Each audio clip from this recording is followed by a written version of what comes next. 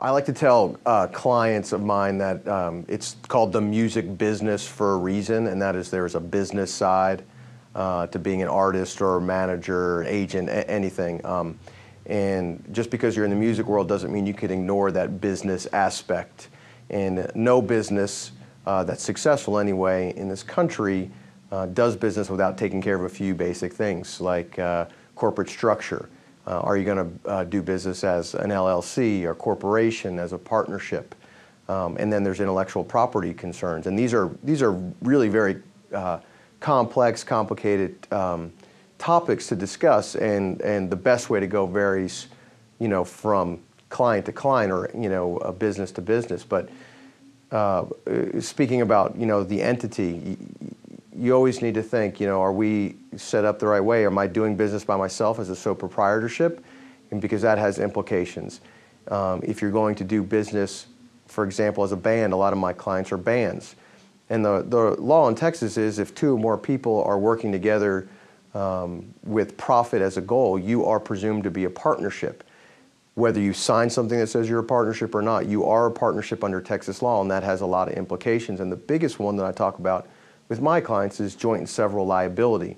In other words, each partner is on the hook for the debt and obligations of other partners, and that can be that can have some really big and sometimes tragic consequences if your partner is responsible for a bad deal or does something that causes injury to someone else. If your partner is bankrupt or otherwise judgment-proof, that person can go after you for the entire debt, judgment, what have you. That's why most of my clients we organize into some sort of entity that protects them from that. Most common right now is an LLC, a limited liability company, and that has a lot of the protections of a corporation. You're only liable to the extent you've put into the company, but you don't have personal joint and several liability for the obligations and debts of other members, provided you, of course, you do have to, pay attention to and be mindful of the formalities of being an LLC. You can't just call yourself an LLC and expect to get away with it. You actually have to function as an LLC. And, you can be responsible in your own capacity if you engage in some intentional or grossly negligent conduct. But generally speaking, if you're formed as an LLC, it's going to protect your individual assets. Again, it's very complicated. There's a lot of ins and outs. There's tax issues as to whether you want to be a corporation or LLC, but that's just kind of, again, one of those core business things that any business, and in being in the music business is no exception, needs to take care of. The other is your intellectual property.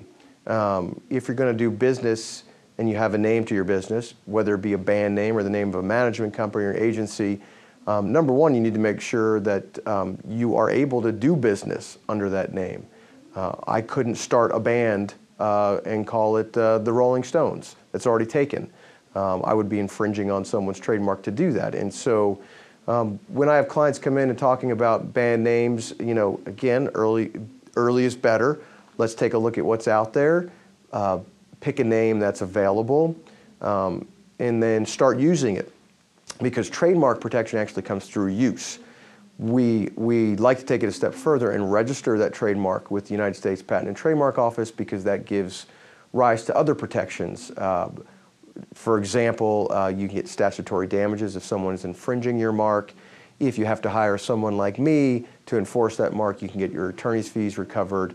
It also gives notice to the world that you are operating business under a particular trademark or service mark, and you're claiming an interest in it, and it's yours. And if someone tries to violate it, then there's consequences. Again, there's a host of other things that you need to concern yourself with to do business in the music business or any business, but certainly corporate formalities and intellectual property are very important things to knock out.